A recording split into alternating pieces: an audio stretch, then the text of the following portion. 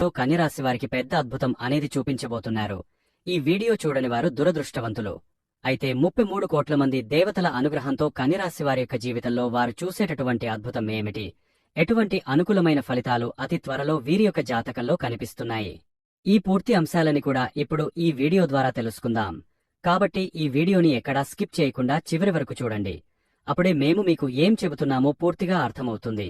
అలాగే జై శ్రీరామ్ అని కామెంట్ చేయండి. ఇక వివరాల్లోకి వెళ్తే వీరి మనస్తత్వాన్ని చూస్తే గనక చాలా మంచి వ్యక్తిత్వం కలిగినవారు.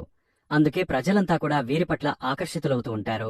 వీరి యొక్క స్వతంత్రమైన అభిప్రాయాలు కావచ్చు, అలాగే వీరు తీసుకునే నిర్ణయాలు కావచ్చు, ప్రజలతో వీరిని ఎంతగానో ఆకర్షించబడేలా చేస్తుంటాయి. అలాగే నలుగురితో కలిసిపోయే స్వభావం కూడా కలిగి ఉంటారు. 10 మందిలో కలివిడిగా తిరుగుతూ ఉంటారు. కొత్త కొత్త విషయాలు తెలుసుకుని వాటి మంచి చెడులను బేరీజు వేసుకుని అమలు చేస్తుంటారు. ఏదైనా నిర్ణయం తీసుకునే ముందు కావచ్చు, ఏదైనా పని మొదలుపెట్టే ముందు కావచ్చు, వీరు 1కి 10 సార్లు ఆలోచించే మనస్తత్వాన్ని కలిగి ఉంటారు. అయితే కన్యరాశివారి జాతకం ప్రకారం చూస్తే కనుక మీ జీవితంలో మీరు ఎంత మంచి మనస్తత్వాన్ని కలిగి ఉన్నా, ఎంతమందికి ఎంత సాయం చేసినా కాని మిమ్మల్ని శత్రువులుగా భావించే కొంతమంది వ్యక్తులు ఉన్నారనే చెప్పుకోవాలి. అంటే మీ జీవితంలో వారు మీ యొక్క ఎదుగుదలను చూసి ఓర్వలేక అనేక రకాలుగా మళ్లీ సమస్యల్లోకి నెట్టడానికి ప్రయత్నం చేస్తారు. మీ జీవితంలో వారి వల్ల మానసికంగా కుంగిపోయినటువంటి పరిస్థితులు కూడా మీరు అనేకసార్లు చూశారనే చెప్పుకోవాలి. వారిని ఏమీ అనలేక అలాగే వారు చేసిన పనులకు సాక్ష్యం లేక కూడా మీరు ఎన్నోసార్లు వారిని క్షమించి వదిలేశారు. నలుగురికి చెప్పుకోలేక మనసులో ఎంతగానో బాధను అనుభవించారు. అటువంటి వ్యక్తులలో మీ పొరుగువాళ్లు ఉండొచ్చు, లేకపోతే గనక మీ తోటి ఉద్యోగస్తులు కాని, తోటి వ్యాపారవేత్తలు కాని, మీరు పనిచేసే చోట ఎవరైనా సరే అటువంటి వ్యక్తులు ఉన్నారు. మీ జీవితంలో అనేక రకాల సమస్యలను వారు సృష్టించారు. మీ జీవితాన్ని నాశనం చేయడానికి కూడా వారు ప్రయత్నం చేశారు. అయినప్పటికీ కూడా వారిని క్షమించి వదిలేశారు. అటువంటి వారి యొక్క జీవితంలో వారికి గుణపాఠం నేర్పించే పరిస్థితి అయితే ఆ భగవంతుడు ద్వారా కనిపిస్తున్నాయి. 33 కోట్ల మంది దేవతలు మిమ్మల్ని అనుగ్రహించబోతున్నారు. మీ జీవితంలో సకల శుభాలను మీకు ఇవ్వబోతున్నారు. మిమ్మల్ని అవమానపరిచిన వ్యక్తులను కావచ్చు, మిమ్మల్ని అవహేళన చేసి మీరు మానసికంగా కుంగిపోవడానికి కారణమైన వ్యక్తులను ఆ భగవంతుడు క్షమించదలుచుకోలేదు. వారిని శిక్షించదలుచుకున్నాడు. వారికి అనేక రకాల పరీక్షలు పెట్టి వారి జీవితంలో వారేదైతే తప్పు చేశారో, మీ పట్ల ఏ విధంగా ప్రవర్తించారో దానికి పశ్చాత్తాపానికి ఖచ్చితంగా వారు గురవుతారు. అటువంటి కీలకమైన పరిణామాలు వారి యొక్క జీవితంలో మీరు చూస్తారు. ఆర్థికంగా వీరు మీకంటే ఉన్నత స్థాయిలో ఉండి మిమ్మల్ని వెక్కిరించిన పరిస్థితులు ఉంటే గనక ఈ సమయంలో ఆర్థికంగా వారికి వచ్చే నష్టం ఏ విధంగా ఉంటుంది అంటే, జీవితంలో వారు చేసిన తప్పులన్నీ కూడా వారు గ్రహించి మీకు క్షమాపణలు చెప్పే పరిస్థితి కూడా వస్తుంది. ఈ విధంగా కన్యరాశివారి యొక్క జీవితంలో అద్భుతమైతే జరగబోతోందని, మీరు ఎంత మంచి మనస్తత్వం కలిగిన వ్యక్తులైనా సరే చాలా వరకు మీరు జీవితంలో అనేక రకాలైనటువంటి సమస్యలను చూశారు. దీనికి కారణం మిమ్మల్ని శత్రువులుగా భావించేటువంటి వ్యక్తులు. అలాగే మీ ఇరుగుపొరుగు వ్యక్తులు కూడా, మీతో ఊరికే గొడవ పడే వ్యక్తులు కూడా మీ చుట్టూ ఉన్నారు. వారితో కయ్యానికి కాలు దువ్వుతుంటారు. మీరు ఎంత ప్రశాంతంగా ఉందామని ప్రయత్నం చేస్తున్నా కాని ఏదో ఒక సమస్యను క్రియేట్ చేయడం, అనవసరంగా మిమ్మల్ని మాట్లాడటం లాంటి పనులు కూడా చేస్తుంటారు. వారి వల్ల చాలా సందర్భాల్లో చాలా రకాలుగా మీరు మానసికంగా కృంగిపోయిన పరిస్థితులు కూడా మీరు చూసే ఉంటారు. అయితే ఈ సమయంలో మీరు చేసినటువంటి మంచి పనుల వల్ల కావచ్చు, మంచి మనస్తత్వం కారణంగా కావచ్చు, మీరు చేసిన పూజలు దానధర్మాల ఫలితం కావచ్చు, 33 కోట్ల మంది దేవతలు మిమ్మల్ని అనుగ్రహించబోతున్నారు. ఈ విధంగా మీ జీవితంలో పెద్ద అద్భుతమైతే వారు చూపించబోతున్నారు. మిమ్మల్ని శత్రువులుగా భావించేటువంటి వ్యక్తులు ఎవరైతే ఉన్నారో, ఒకప్పుడు మిమ్మల్ని అవమానపర్చినవారు, అవహేళన చేసినవారు మీ దగ్గరికి వచ్చి మిమ్మల్ని క్షమాపణలు కూడా అడుగుతారు. అటువంటి అద్భుతం జరుగుతుందని మీరు కలలో కూడా ఊహించలేదు. అంటే అంత పొగరు ఉన్న మనుష్యులు మీ దగ్గరికి వస్తారని, మీకు క్షమాపణలు చెబుతారని మీరు కలలో కూడా ఊహించలేదు.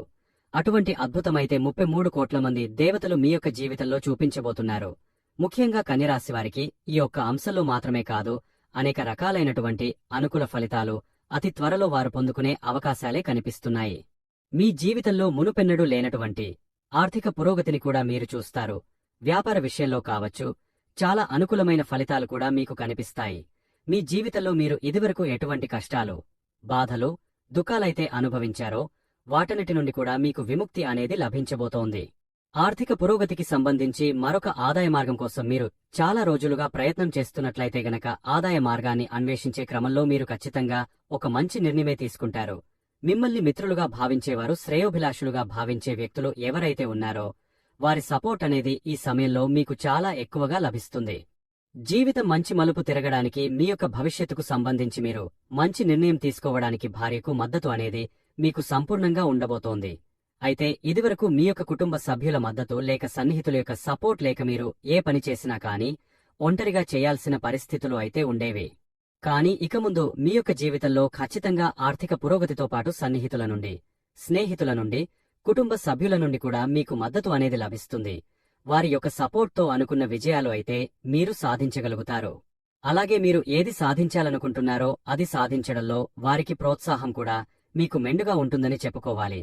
ఈ విధంగా కన్యరాశివారి యొక్క జీవితంలో 33 కోట్ల మంది దేవతల అనుగ్రహంతో మహా అద్భుతమైతే వారు చూడబోతున్నారు. ఆర్థిక పురోగతి మాత్రమే కాదు, ఒక్కొక్క జీవితంలో ఒక్కో కోరిక అనేది బలంగా ఉంటుంది. కొంతమందికి ఆర్థికపరమైన అంశాల్లో ఎటువంటి బాధ ఉండదు, కానీ ఏదో సాధించాలి అనే తపన ఉంటుంది. కొన్ని ప్రత్యేకమైన రంగాల్లో అవకాశాలు రావాలని వారిని వారు ప్రూవ్ చేసుకోవాలని కూడా చాలామంది చాలా రకాలుగా ప్రయత్నాలు చేస్తుంటారు.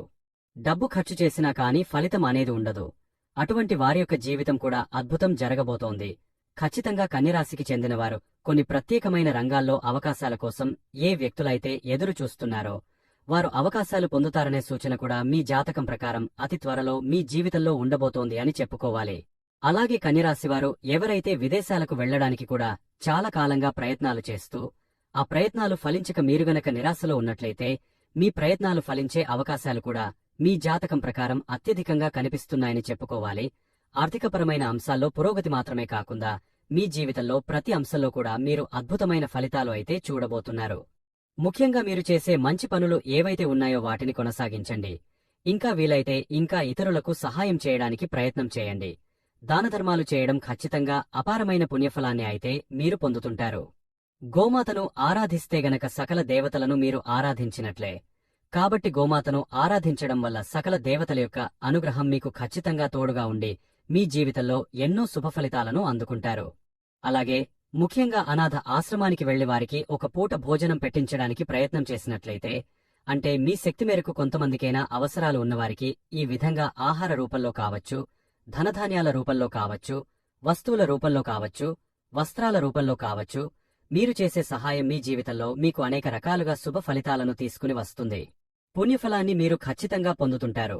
శివారాధన, లక్ష్మీ సహస్రనామ పారాయణం, విష్ణు ఆరాధన మీకు మంచిగా మేలు చేస్తుంది. అలాగే ఈ కన్యరాశివారు ఎవరైతే ఉన్నారో మరి మీరు చాలా అంటే చాలా పట్టుదల కలవారిగా మనం చెప్పుకోవచ్చు. మీరు ఏదైనా ఒక పని అవ్వాలి అని అనుకున్నారు అంటే ఖచ్చితంగా అది అయి తీరాల్సిందే. అది అయ్యేంతవరకు కూడా మీరు నిద్రపోరనే చెప్పుకోవచ్చు. మీరు ఏదైనా ఒకటి నాది అని అనుకున్నారు, ఇది నాకు కావాలి అని అనుకున్నారు, అయితే గనక అది ఖచ్చితంగా మీకు చేరేంతవరకు కూడా వీరు అస్సలంటే అస్సలు వెనకడుగు వేయరు అనే విషయాన్ని మనం గుర్తుంచుకోవాల్సి ఉంటుంది. ఎందుకంటే వీరిలో ఒక తత్వం ఏదైతే ఉందో అది వీరి యొక్క పట్టుదల అని మనం చెప్పుకోవచ్చు. ఈ పట్టుదలతోనే వీరు దేనినైనా చేస్తారు, దేనినైనా కోల్పోతారు. వీరి ఎదుగుదలకు కారణంగా ఏదైతే ఉంటుందో అదే మీరు ఎదగకుండా ఉండడానికి కూడా కొన్నిసార్లు కారణంగా మారిపోతూ ఉంటుంది. కన్యరాశివారికి తెలివితేటలు కూడా చాలా అంటే చాలా ఎక్కువగా ఉంటాయి అని మనం గుర్తుంచుకోవాల్సి ఉంటుందన్నమాట. అలా వీరికి కాన్ఫిడెన్స్ లెవెల్స్ అనేది చాలా ఎక్కువగా ఉంటూ ఉంటాయి. ఒక్కోసారి పక్కన వాళ్లని నమ్మినంతగా కూడా వీరిని వీరు నమ్ముకోవడం మానేస్తుంటారు. కాని వీరు గనుక ఎవరైనా సరే చాలా ఎక్కువగా నమ్మి వీరు నా వాళ్లు, వీరు నా మనుషులు అని అనుకున్నారు అంటే గనుక అటువంటి వారి కోసం వీళ్లు ఎంతవరకు వెళ్లడానికైనా సిద్ధపడిపోతుంటారు. ఏదైనా చేయడానికి ముందుంటారు అని మనం గుర్తుపెట్టుకోవాల్సి ఉంటుంది. కాని అలాంటి వారు గనుక మరలా తిరిగి వీరి పట్ల సరిగ్గా లేకుండా లేదా అంటే వీరిని తొక్కేయాలి, వీరికి అబద్ధాలు చెప్పాలి, వీరిని మోసం చేయాలి అని చూశారు అంటే గనక అది కన్యరాశివారు అస్సలంటే అస్సలు సహించరు అనే విషయాన్ని మనం గుర్తుంచుకోవాల్సి ఉంటుంది. మరి మీలో కూడా ఎవరైనా సరే కన్యరాశివారు గనుక మీకు తెలిసిన వాళ్లు ఉన్నట్లయితే ఆ కన్యరాశివారితో మీరు ఎంత మంచిగా ఉంటారో అంతకంటే ఎక్కువ మంచిగా మిమ్మల్ని చూసుకుంటారు. మరియు వారు గనక ఒక్కసారి మీరు నా మనుషులు అని అనుకోని నమ్మారు అంటే గనక ఖచ్చితంగా వీళ్లను వీరు కూడా నమ్ముకోనంత విధంగా ఎదుటి వ్యక్తులను నమ్మేస్తుంటారు ఈ కన్యరాశివారు. కాని ఆ మనిషి వల్ల తప్పు జరిగిందని తెలిస్తే మాత్రం జీవితంలో ఎప్పటికీ కూడా మరలా తిరిగి ఆ యొక్క వ్యక్తిని చూడాలి అని ఎప్పటికీ కూడా అనుకోరు. మరి వీరు కోపం తారాస్థాయికి చేరుతూ ఉంటుంది. శివుడు మూడో కన్ను తెరిస్తే ఎంతటి ప్రాధాన్యముంటుందో అంతే ప్రాధాన్యముంటుంది ఈ కన్యరాశివారికి కోపం. వీలైనంతవరకు కూడా మరి ఈ కన్యరాశివారికి కోపం తెప్పించకుండా ఉండడానికి ప్రయత్నించండి. వీరితో అబద్ధాలు ఆడకుండా, వీరిని మోసం చేయకుండా ఉండడానికి ప్రయత్నించండి. మీ ముందుగా అన్యాయం జరుగుతున్నట్లు అయితే దాన్ని కూడా వీరు అస్సలంటే అస్సలు సహించరు అనే విషయాన్ని కూడా గుర్తుపెట్టుకుని కన్యరాశివారితో మసలుకోవడం చాలా అంటే చాలా చాలా మంచిది. అలాగే మీ యొక్క ఆర్థిక అభివృద్ధికి సంబంధించిన శుభవార్త మీరు వినబోతున్నారు. అలానే మీరు ఇప్పటివరకు ఏవైతే కలలు కన్నారో అందులో అతి ముఖ్యమైన కల ఏదైతే ఉందో మీరు ఎన్నో రోజులుగా, ఎన్నో సంవత్సరాలుగా నెరవేరట్లేదు, ఇది జరగాలి అనుకుంటున్నారో అటువంటి ఏదైనా శుభవార్త ఉందో దాన్ని మీరు వినబోతున్నారు. అలాగే మీ ఇంట్లో ధనవర్షం కురవాలంటే ఈ పరిహారాలను పాటించండి. లక్ష్మీ అనుగ్రహం మనం పొందాలంటే మనం కొన్ని పరిహారాలు కనుక పాటిస్తే ఖచ్చితంగా మనం లక్ష్మీ అనుగ్రహం పొందగలుగుతాము. గృహములో ధనవర్షం కురవాలంటే అంటే ఐశ్వర్యము అనేది మీ ఇంట్లోకి రావాలంటే మీరు కొన్ని పద్ధతులను పాటించవలసి వస్తుంది. అమ్మవారిని శ్రీ సూక్తంలో ఒక శ్లోకంతో అంటే ఒక మంత్రంతో అమ్మవారిని కొలుస్తారు. అది ఏమిటంటే పద్మప్రియ పద్మిని పద్మహస్తే పద్మాలయ పద్మధళాయతాక్షి అంటారు. అంటే అమ్మవారికి పద్మము అంటే మహాప్రీతికరము అని చెప్పబడింది. అందుకని లక్ష్మీ నివాస స్థానాలలో పద్మము అంటే తామరపువ్వు కూడా ఒక నివాస స్థానమే. కాబట్టి అటువంటి పద్మాన్ని మన గృహమునందు స్థాపించుకోవటం వలన, నిత్యము పూజించడం వలన పద్మము ఉన్న చోట పద్మధళాయతాక్షి అయినటువంటి లక్ష్మీదేవి వచ్చి తీరుతుంది. కాబట్టి ఆ పద్మాన్ని మనం ఎక్కడ వేసుకోవాలి అనేటువంటి విషయాలు మనం ఇప్పుడు తెలుసుకుందాం. మొదటగా మనం ఎక్కడైతే వంట చేసుకుంటామో అంటే గ్యాస్ స్టవ్ క్రింద, అంటే ఆ ప్రదేశాన్ని అంతా శుభ్రంగా జిడ్డు లేకుండా తుడిచి అక్కడ శుభ్రంగా కడిగేసి కొంచెం ముగ్గుపిండి తీసుకుని అందులో పచ్చకర్పూరాన్ని గట్టిగా పిండి చేసి కలిపి దానితో పాటు కొంచెం మిరియాల పొడిని కూడా కలిపి వీటితో పద్మం రూపంలో ముగ్గులాగా వేయాలి. అలాగే ప్రతి శుక్రవారం రోజున మీరు గ్యాస్ స్టవ్ క్రింద వేసుకోవటం వలన లక్ష్మీదేవత ఆ పద్మం యందు అన్నపూర్ణగా ప్రవేశిస్తుందట. అన్నపూర్ణగా ప్రవేశించటం అంటే మనకి ఎన్ని కష్టాలు ఉన్నా, ఎన్ని చికాకులు ఉన్నప్పటికీ కూడా రోజు భోజన విషయంలో ఎటువంటి ఇబ్బంది ఉండదు. అంటే తిండికి, డబ్బుకి లోటు ఉండదు. మనం కోరుకునేటటువంటి ఐశ్వర్యాలలో భోజనం కూడా ఒక ఐశ్వర్యమే. ఆ విధంగా మీరు గ్యాస్ స్టవ్ క్రింద వేసినటువంటి పద్మము మీకు అన్నపూర్ణ తల్లిగా కాపాడుతుంది. మీకు అన్నం దొరికే విధంగా నిత్యము అనుగ్రహిస్తుంది. రెండవ పద్మము ఎక్కడ వేయాలంటే మీ పూజగదిలో వేసుకోవాలి.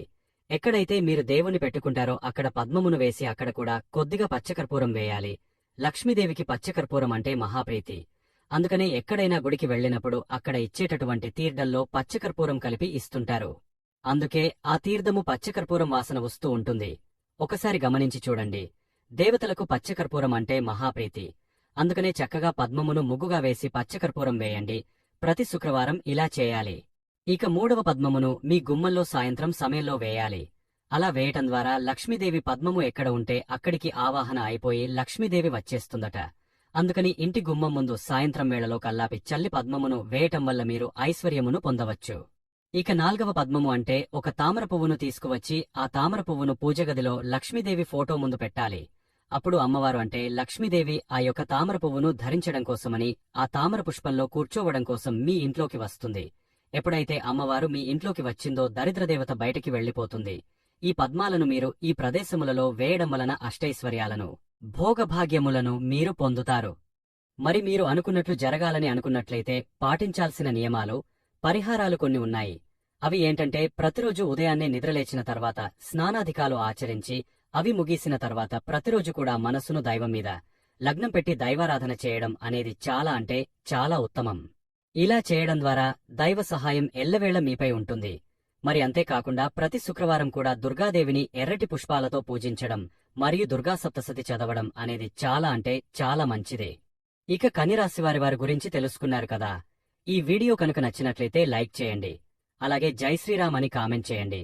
మరిన్ని వీడియోస్ కోసం మా ఛానల్ని లైక్ చేసి సబ్స్క్రైబ్ చేసుకుని మమ్మల్ని సపోర్ట్ చేయండి.